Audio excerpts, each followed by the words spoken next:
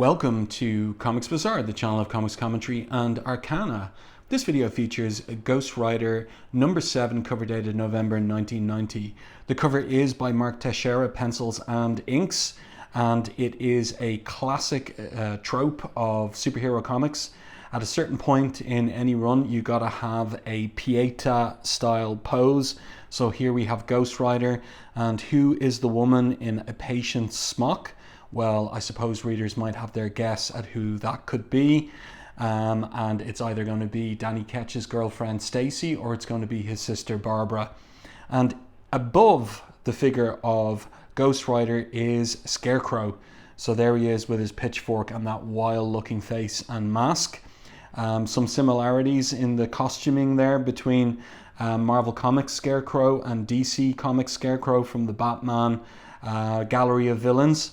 But the pitchfork is a key indicator that it's the Marvel supervillain. And also I like the design, aside from the Pieta pose here, the design of the cover where we've got the black background, but it turns into these birds. They're crows, because Scarecrow has trained crows at his beck and call, if you can believe it. There's also, of course, a little small caption here, trail of blood, trail of tears. I don't even know if that's necessary really for this particular cover. So let's open this one up to the splash page, and wow, that is an arresting image for the splash page. Really, really cool. Makes me think that Texeira might have been working with a model for this, like doing some life drawing sketches in preparation for this particular pose, this squatting pose here. And the title of the story is, fittingly enough, Obsession. It's not just Scarecrow's obsession, as it will turn out. It's the Ghost Riders as well. And the creative team down here at the bottom of the splash: Howard Mackie writer, Mark Texeira artist, so he's doing pencils and inks. Janice Chang, she's just come on board as series letterer in the previous issue. So that's her second issue of Ghost Rider, and she contributes an innovation in the lettering in this particular story. I'll point it out when we get to it. And then finally, Gregory Wright rounding out the creative team, and as ever contributing quite a lot to the tone and mood of the comic. You can see it here very particularly. Not too many colors on display on this splash page, but really picking out the lighting there coming in from the cell window effectively. I think it's really well done as Scarecrow looks up at the stars from his padded cell. So the third person narration tells us Creedmoor Psychiatric Center, Queens, New York, 2 months ago. So this is set in the past. They're not afraid. This first person narration is Scarecrow's. They should be, he says. That's quite the opening. Yeah, this has got my attention and interest from the get-go. So we're going to get a little scene in the psychiatric hospital to begin with. There we get a reverse image of him squatting on the mattress in his padded cell room, and in comes one of the orderlies and says, he's got another one, doc. So the doctor there, the psychologist or psychiatrist, pulls the mask off, and what we're revealed with is a character that looks a lot like Rorschach from Alan Moore's Watchmen, at least to my eye anyway.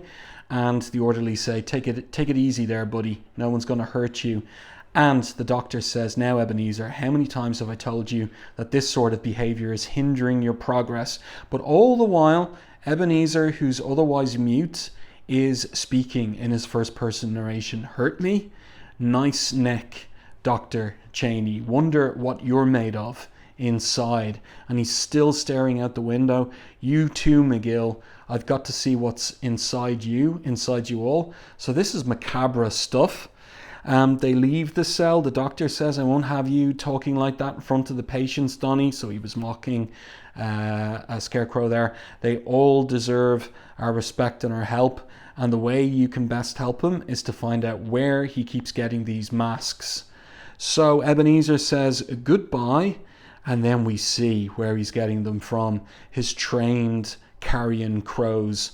And he continues, but come back soon. He's got the switchblade in his hand.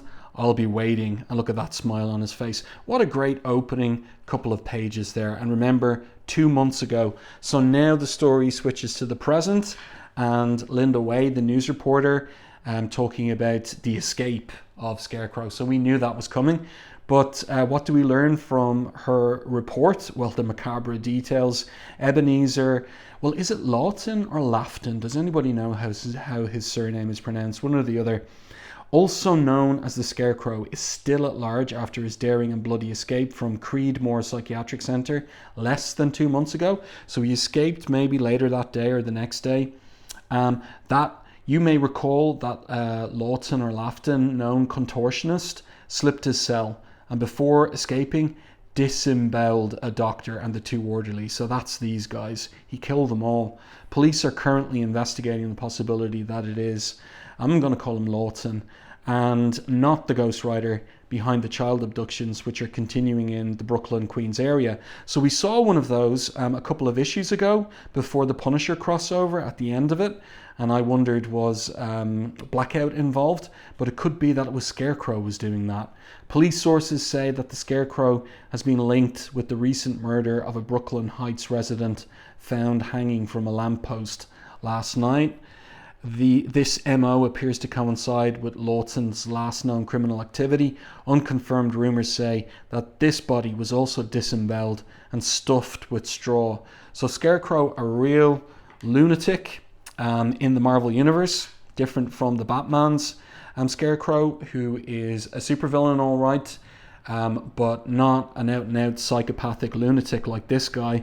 Captain America 280 is the reference here, which puts me in mind of the fact that Howard Mackie is borrowing from Captain America's Rogues Gallery over the course of the opening issues of this series. He's taken the Kingpin from Daredevil's Rogues Gallery, more or less like Kingpin would be primarily a Daredevil villain, and he's taken more recently Mr. Hyde, Flag Smasher, and now Scarecrow from Captain America's Rogues Gallery. So needing to create, I think, some new villains to take on Ghost Rider, and we're going to see that happening in time in the next year of Mackie's stories.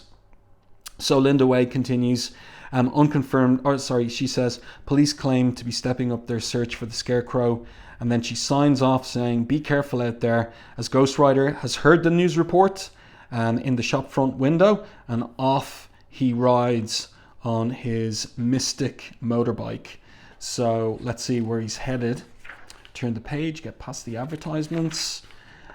This is an interestingly laid out page, all horizontal panels, and we're getting an all black background for the pages as well, which adds to the atmosphere. And you can see very clearly that the color palette here that Greg Wright is using is on the one hand yellows and oranges, and on the other blues and browns, and it really conveys the dark, grimy nighttime of the Brooklyn area that Ghost Rider patrols. So we see various criminal types hanging out, and this guy with the streetwalker there. The rumors are right, but the Ghost Rider was not reborn to frighten people, we're told, as he flies into the cemetery on his bike. His is a mission of vengeance, a mission of pain. The Ghost Rider feels no pain, for he's not human, but Dan Ketch, he feels more pain than any person should bear. So here we see a transformation scene. This is the first time that we've seen an attempt at representing the transformation scene sequentially here, and Mark Texeira is going to lean into that when he becomes full-time penciler on the title after Javier Saltares steps down from that role. You're going to see some more horrifying representations of the transformation, but you can see Texeira thinking it out here in this particular panel. I like this one as well, everything in silhouette. It's kind of mirrored by this panel over here where we get the same device used. Top-down image of Danny driving away on the regular motorbike that the mystical one transforms into when the Ghost Rider goes away. So the pain of watching his sister lie in a coma at a nearby hospital. Dan Ketch's life is filled with pain. There's no escape. So really ramping up the melodrama of Danny Ketch's painful life there in the third person narrations. So he's at home and his girlfriend is there, his long suffering girlfriend, and you can see the bike in the garage there as well beside the walk up to his mother's house. We're going out tonight, says Stacey as she pushes him towards the car. And he says, I've got things to do, nothing better, be more important than me, Dan. So she pushes him towards the car and she hugs Dan's mother there, who is delighted that Stacey's taking Dan out for the evening, but she's concerned about her daughter. Ever since Barb was hurt, he's changed. He doesn't do anything anymore. He hasn't even been to see Barb in weeks, and he's always with that motorcycle. I don't even know where he got it. So Dan here says he'd rather take the bike. No way, says Stacey. I'm not damaging my kidneys on that death trap. Why don't you get rid of it? It's dangerous riding a motorcycle in the city. And he snaps there. Look at the look of rage on his face. I'm not getting rid of the bike for you, my mother, or anyone else. He yells, but they drive off and she says, if you don't want to ride on it, fine, let's just go. So he's going to have to make it up to his girlfriend for that outburst. Now this is a really cool page. So the setting is the New York University Medical Center, and we've got a janitor going down there complaining about his work. The lights are off in the basement, and even his flashlight stops working, and he's grabbed by the throat, so we know who that is. I like this sequence of panels. We just see the fangs first, then the popped eye, and then the horrifying look at his disfigured face, because half his face was burned by the Ghost Rider a few issues ago. So Blackout really taking on an horrific appearance. So let's continue here. Oh, you can see the sign of the times. Todd McFarlane crossing Spider-Man over with Ghost Rider on the adjectiveless Spider-Man title, Spider-Man number 6 there. And then Brooklyn Heights at Gino's for dinner, a romantic dinner between Stacey and Dan. So they're eating out there on the pavement, and he keeps talking about the food. You know, the food here is better than I expected. And Stacey's trying to talk to him. This is serious. She says, will you stop talking about the food? This is serious. You've got to stop blaming yourself for what happened that night in the cemetery. Talk to me, she asks. Why are you holding back from me? What are you hiding? So will Dan confess to his girlfriend about his nightlife as Ghost Rider? No, of course not. I'm not hiding anything, he says. It just all feels so weird. So Stacey tells him, you got to talk about it with someone or just let it go.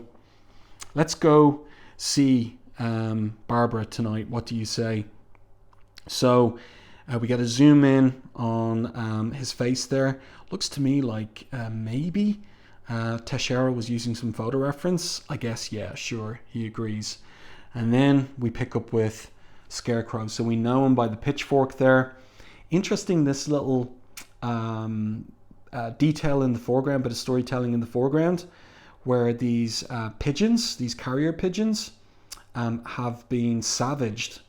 And the implication is by Scarecrow's crows that he opened the door of the dove coat, and actually maybe they're not pigeons, they're doves.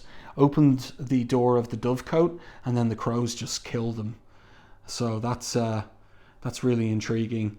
Sunset a few blocks away, and we're into, oh, that should be a different color, because here we're into Scarecrow's first person narration. So that should be yellow for the third person narration, and then green for his first person. Where are you, Captain America? Asks Scarecrow. Why haven't you stopped me again? And then he sings, oh Captain, my Captain, before my fearful trip is done. Stop me, fear what is inside of me, inside all of us, fear what I must do. So he is a real lunatic. But I really like this side profile on him. I like the hatching and cross hatching there for the planes and contours of his face, contrasted with the mask. It's really, really well done. And here he is watching over the rooftop of the apartment building. A woman with her child in a stroller. He sees them. The fearful thing must be released from everyone old and young. So Captain America, if you won't stop me tonight, another example must be made. So he drops down in front of the woman. The crows follow him. They're there for the fresh kill. And Mackie here using the device of killing these innocent people for the reader in order to ramp up our, what would I say, like our emotion. We want to see Scarecrow be dealt with by Ghost Rider. So an hour later, this is the crime scene. The police are there, and like Scarecrow just ripped them apart, you can see. So horrifying. Stacy's horrified. A baby, Dan, a baby. What kind of sick mind could do such a thing? And Danny, of course, it's all the blood that's caught his attention, because that triggers the transformation. So young and innocent, he thinks, I should have the bike now. The Ghost Rider would avenge this. What am I thinking? I'm buying into this whole spirit of vengeance thing. Stace was right. I can't talk about it with anyone, so I just have to let it go. Can't buy into the obsession with vengeance. That's the callback to the title, Obsession. So it's Scarecrow's obsession with Captain America and Danny's obsession with vengeance, the spirit of vengeance. So the cop here, Danny overhears the call on his radio. All units, we've trailed this Scarecrow character to a 2-block area. We're sealing off the area now and preparing for a building-to-building search over. So that's got Dan's attention. And remember, the bike was stored in the garage beside his mother's house, but there it is, somehow, on the street, ready for Dan to jump on board. Puts on his helmet, and there's the flash of the mystical transformation, and off he goes. I can't fight it, he thinks, or the impending transformation. If the Scarecrow is behind all the kidnappings that are going on, he has to be stopped. So Stacy runs after him, but he's gone no matter what. Yeah, interesting layout here, 6-panel grid, but really nice storytelling going on. Also the very fine hatching here on the contours and planes of Dan's face. Really nice work by Texeira, I like it. More all horizontal panels. It's the hospital again, and it's dark in the upper levels. And this, of course, is Blackout's first-person narration. Darkness has always cloaked my body and my soul, he says, and it was always good. Now darkness is needed to clothe my face, my beautiful face. My face. He's obsessed also with the horrible scarring and mutilation of his face, and he wants revenge. What do you think of your brother's handiwork, Barbara? So that's whose room he's made his way to under cover of darkness. But then the scene switches to the Ghost Rider. So he's making his way towards where the police are, and he says, out of my way, I mean you no harm, but the child killer must pay for the innocent blood that has been spilled. And for the first time, it seems, we get into Ghost Rider's own head, his thoughts, his first-person narration, not just Danny's now. And Janice Chang comes up with a device to indicate that it's his first-person narration. The flames around the caption box, on the inside of the caption box. And this is what he says in his first-person narration. Words, they come so easily. And he continues, aloud, and the spirit of vengeance will not be stopped. And then in the narrative captions, like his thoughts, the same words I've mouthed since my rebirth in the junkyard. But what do they mean? Who am I? I have no answers, only more questions, and an insatiable desire to act. So Mackie bringing us more into the mystery of who exactly is this new iteration of the Ghost Rider. Great anchor image here of him standing up on the bike as he jumps over the police car, and off he goes. Yeah, that's a great page. Let's get past the advertisements here. So here is Scarecrow atop once again, another apartment building. Look at the fisheye angle that Texeira is using here. Really, really interesting. See the way that the lines of the building curve and the pavement below curves around, and the skies or the tall apartment buildings there curving. So all of that done by eyeball, and well done. So, Scarecrow here ranting, "Where are you, Captain? Don't you want to bash me with your shield? Though all the shield bashing in the world could not dislodge the fearful thing which is inside of me. Come, my captain," he exclaims, but someone else is coming up the side of the apartment building. It's the Ghost Rider. So here he arrives on top. "Your killing rampage will be stopped now," he says. More words. And Scarecrow responds, "Not by you, Skullman. Kill my pets.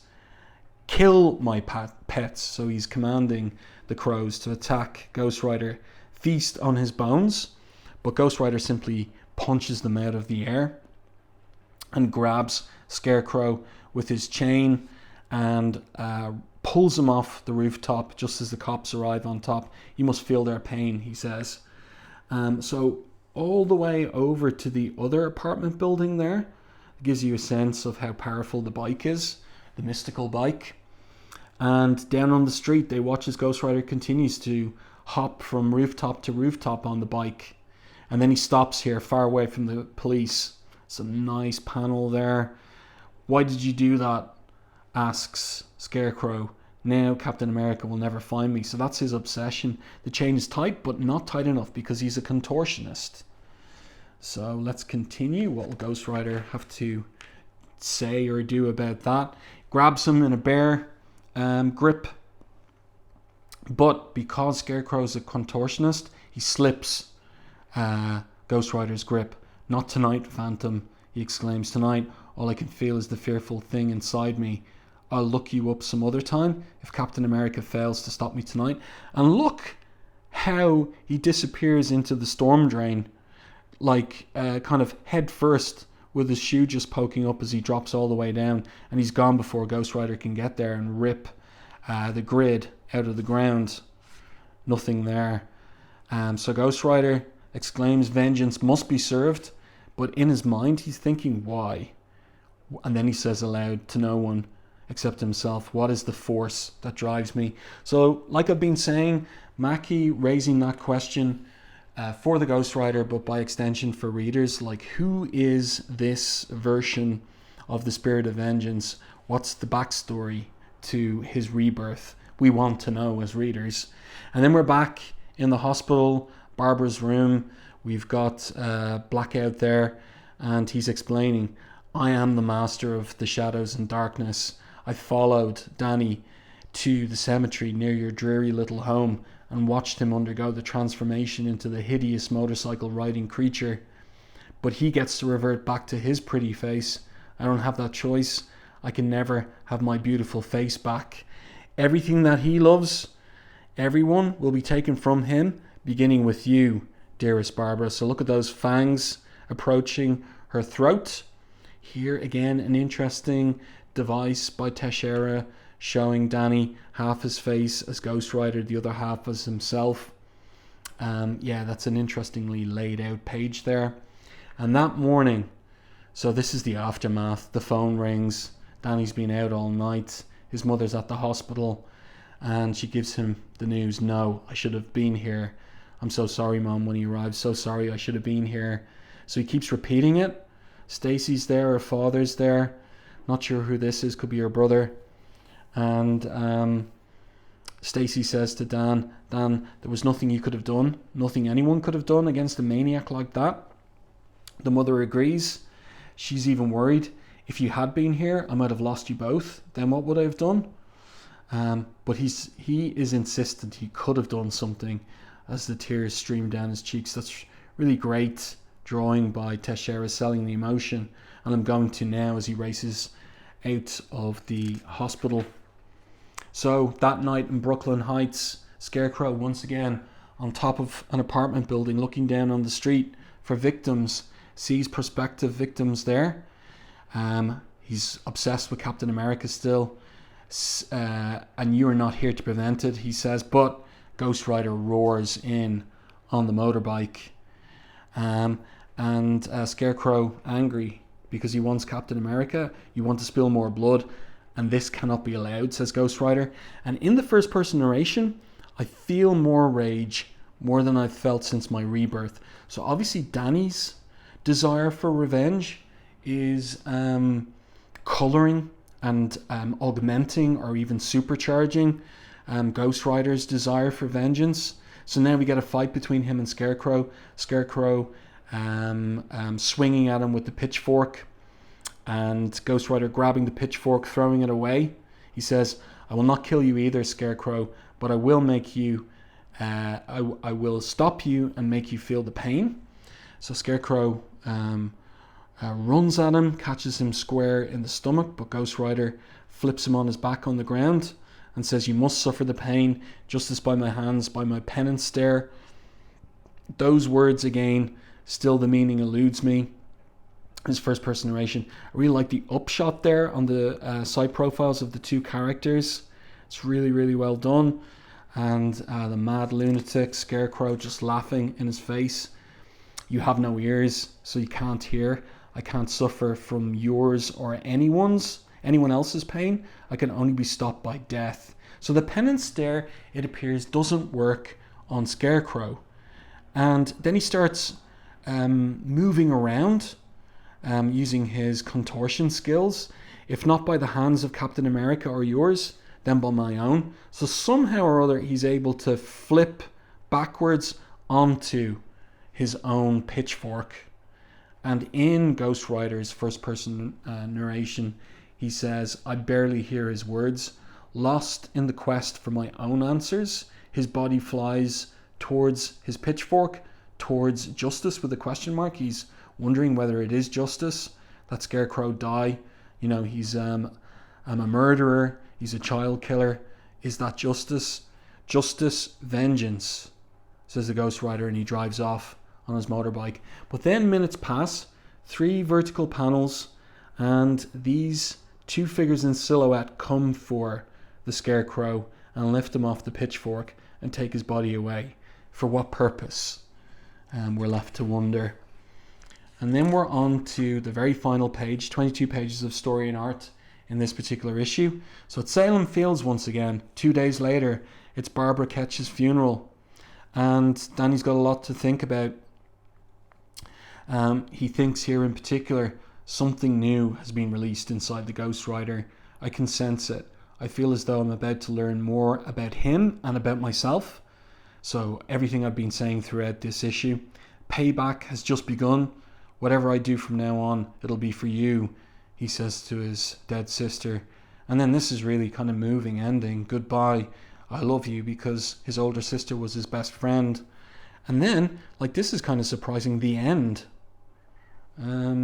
Yeah, and that's a great 3/4 profile, almost 3/4 profile, upshot on Danny's face, his grieving face.